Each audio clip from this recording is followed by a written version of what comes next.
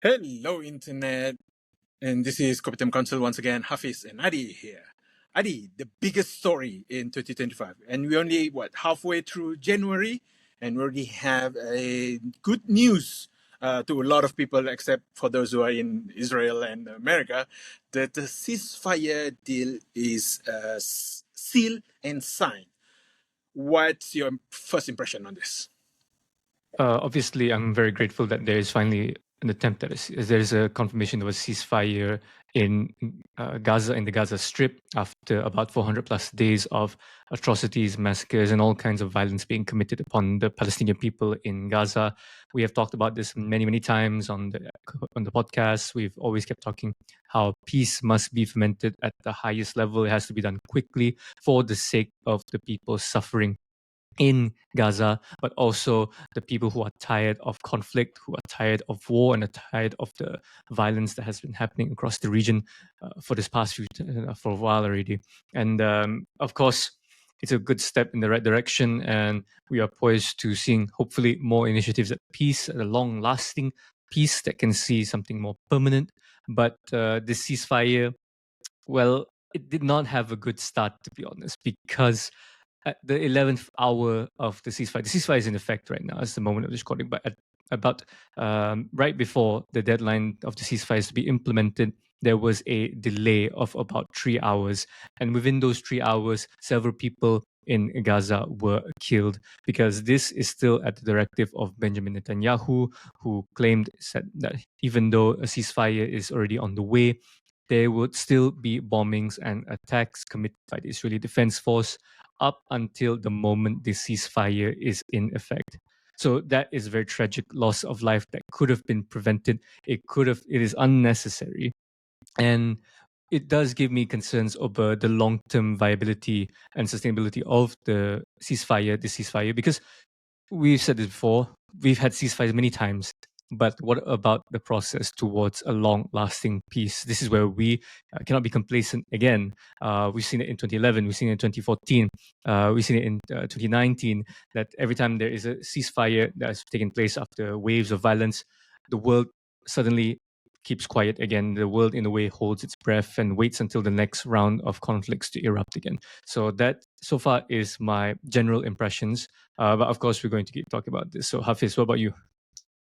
Yes, I think those delay, Adi, I agree with you. Within the short period of time, there was still aggression towards the Palestinian, and but the thing is also, Adi, that Netanyahu demanded a list of hostages from Hamas. That which I don't know why Hamas don't just do it immediately. So while waiting for that, they do. That's 3 hours explain.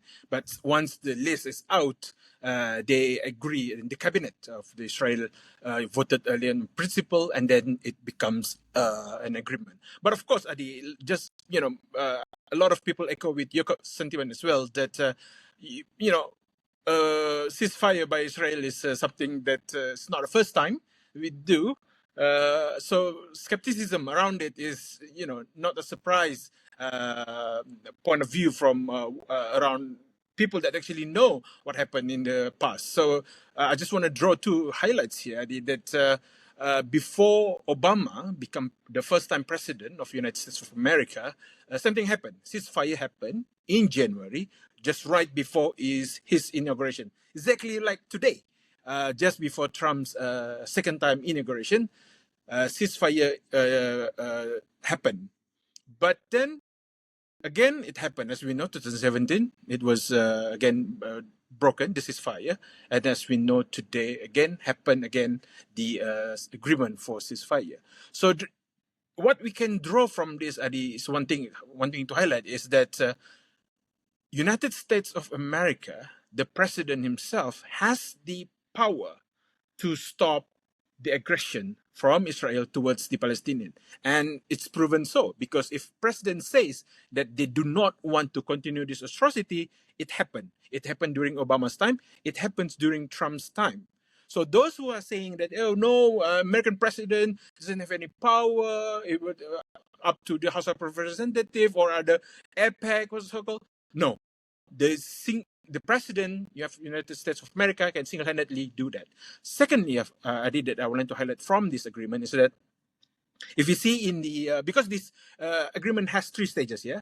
So the first one is the 42 days of exchange of hostages, and second one is a maybe what they call no time allocated here, but for the forces of Israel to withdrawn from the Gaza area, and the third one is for the reconstruction of Gaza.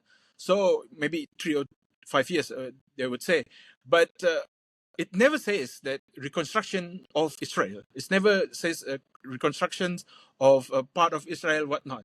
Because what happened here is a genocide towards the Palestinian. This is not a war, because we have some deniers out there that saying, oh, yeah, Hamas is also aggressions towards Israel.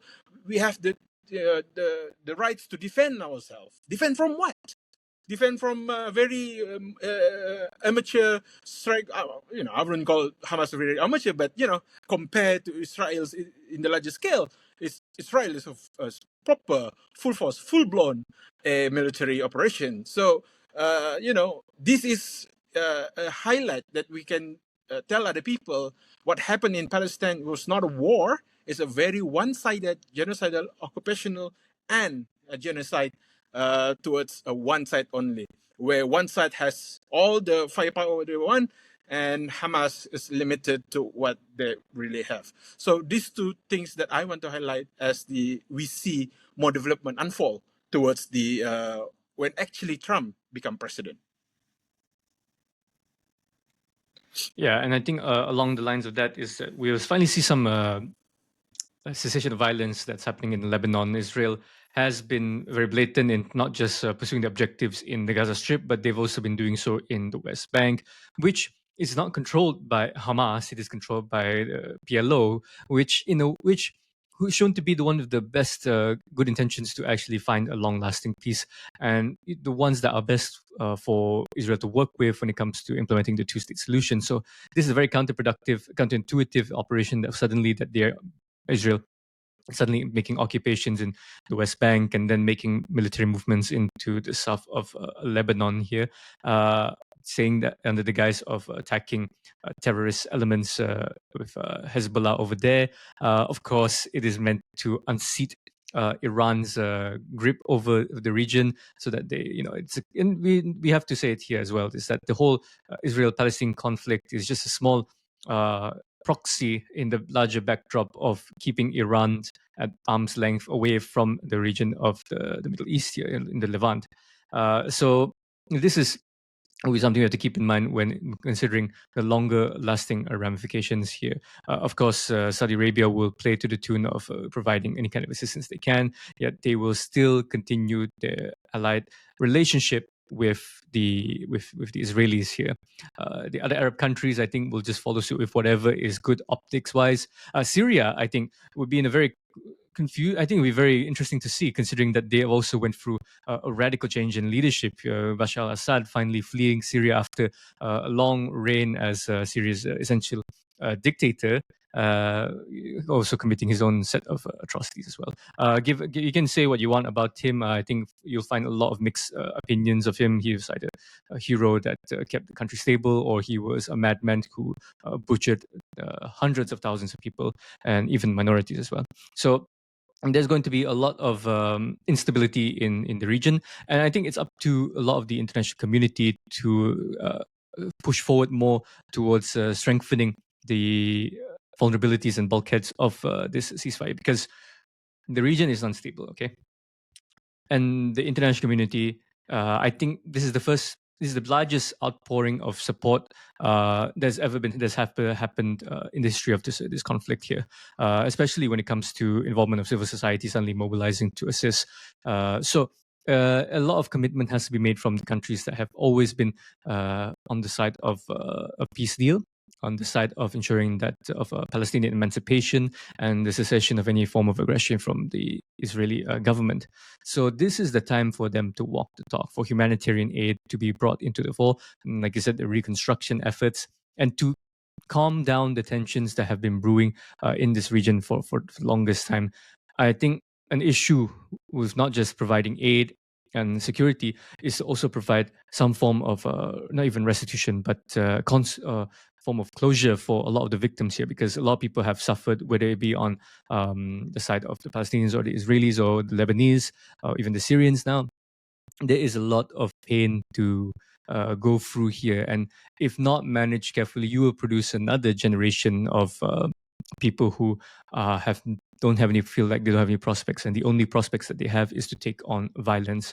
The current, I'm sure that is the general, a lot of the attitudes for the young men who are in Hamas, also the young young men and women who are fighting in the IDF as well. That they are young people being sent to fight conflicts started by people who many generations before them. And now we see that evidently so, that there is a lot of fatigue from both sides, that they don't want to continue ongoing operations like this. If you see a lot of the testimonies and written accounts of the IDF soldiers, they've had this sense of losing a lot of their humanity because of the brutality being committed upon the people in Gaza here, and that there is war fatigue being settled in, a loss of tremendous morale. Back then, you could say the IDF was an army that was surging with all kinds of morale, this vicious moral righteousness to conduct their military operations. But now that has wavered, and that is a huge thing to say, because the IDF has leverage on that to mobilize people into entering the military service. So this shows that violence has no benefit to anyone. With that said, everyone is both a hero and a villain in war here. So it's a big tragedy that I hope we can learn to move beyond, and I hope, especially to the people of Israel, because they have been against the current direction of the leadership with how Benjamin Netanyahu has been handling the hostage situation, to see that leadership needs to change for leadership that is more pro-peace, a leadership that is willing to heal all these tensions here, and to find an avenue towards lasting peace. You can say that maybe that means the removal of Hamas, that's something that I think is not going to be easy either way.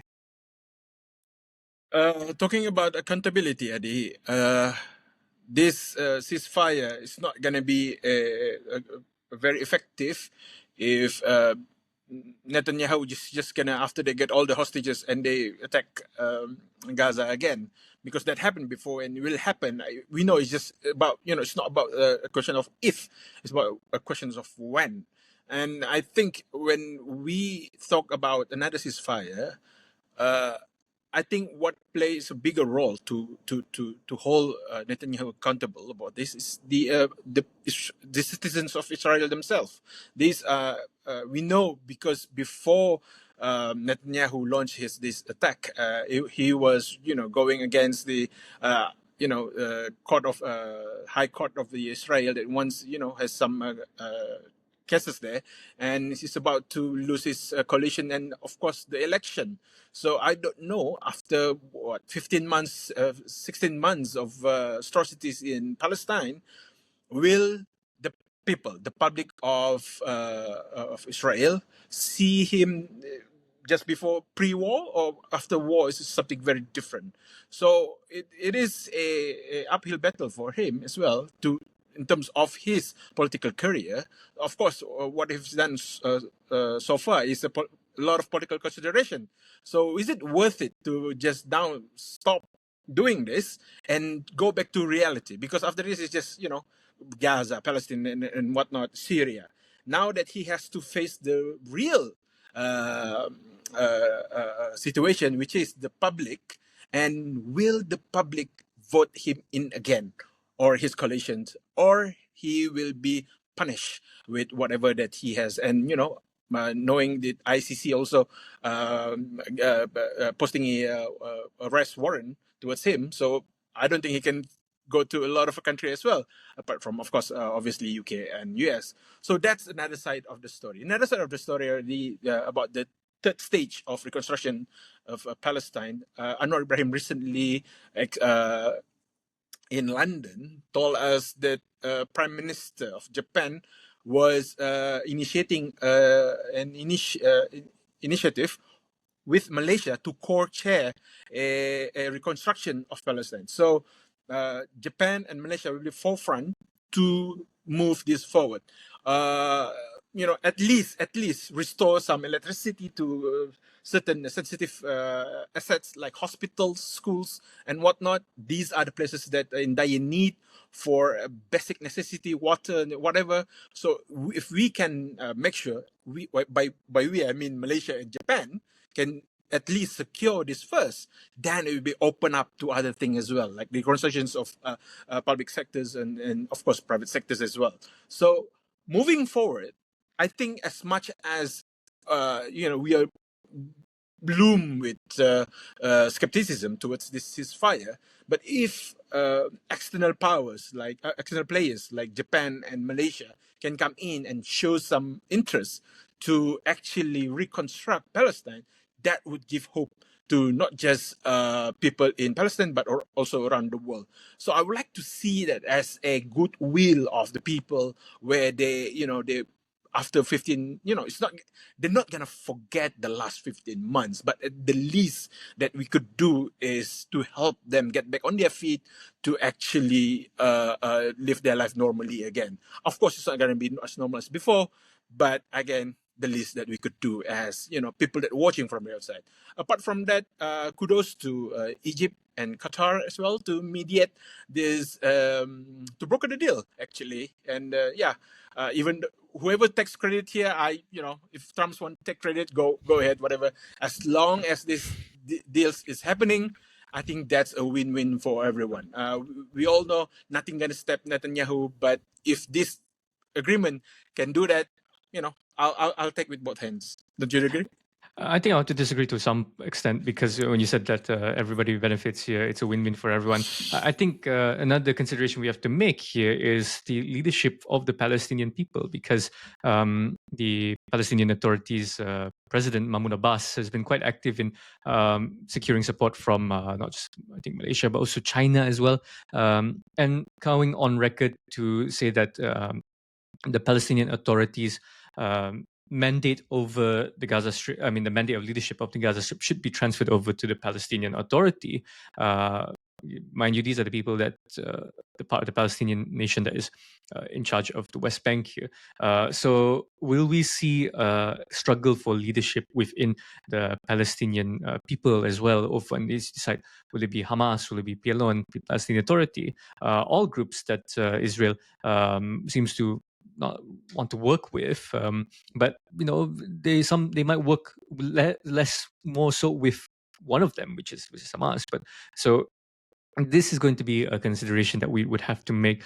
Who will we be? Who will we as Malaysia or any other country that's going to be providing assistance to Gaza? Who will they be meeting with? Who will they be coordinating with? Is it just Hamas? Will it be just PA who seeks to establish some form of leadership over there?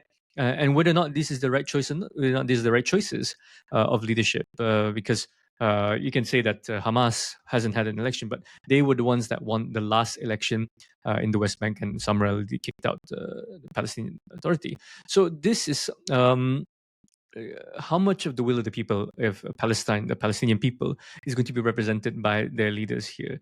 Because we've seen support for Hamas is still not to the point where they want to oust their leaders here, the supporters. They still see them as people who they can rely on. But also they see there's some people who, in Palestinians in the West, in Gaza, who do not support Hamas or whatever.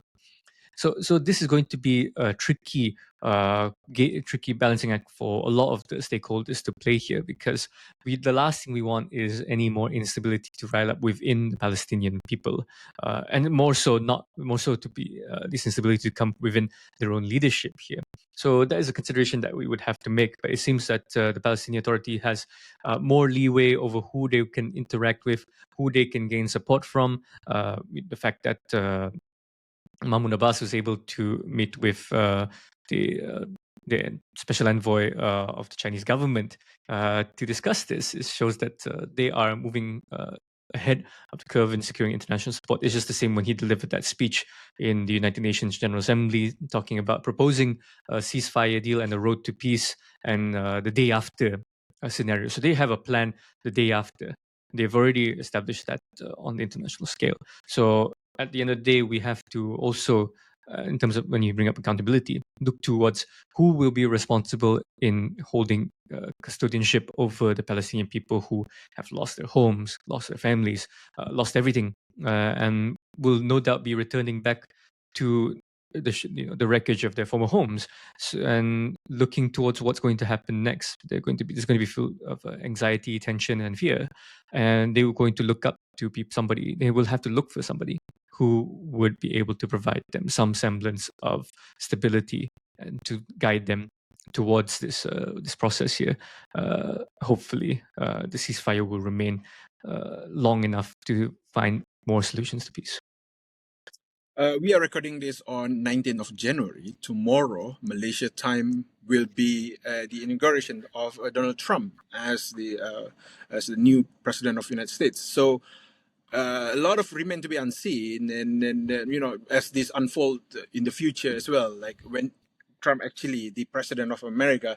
So we will see the how Trump will navigate towards this very treacherous water of conflict between Israel and Palestine. Any other last word before we end this episode, Adi? Well, this is obviously very. By the way, just want to note there's your emblem, Malaysia and Palestine flag. There you go. If anyone doesn't notice, I've been wearing this pin ever since the October 7th, and it's just to showcase support support to the Palestinian people themselves. At the end of the day, leaders make decisions, but at the cost of the people who suffer here. So it doesn't matter which side you can lie on. You sleep with, it's Palestine, Lebanon, Syria, Israel. The whole region is suffering. So for the sake of regional stability, for such a beautiful place, I've hoped to go visit one day.